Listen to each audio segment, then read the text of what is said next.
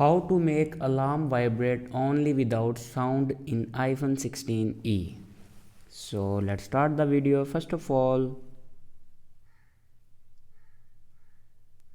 open clock app and then click on alarms.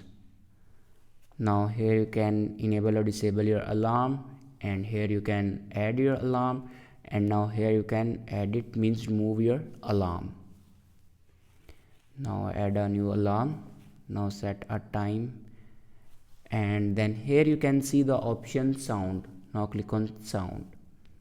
Now on top here you can see the option haptics. Now click on haptics, and here you can select any vibration, and if you select none, and then go back, and here you can select any ringtone and then select none.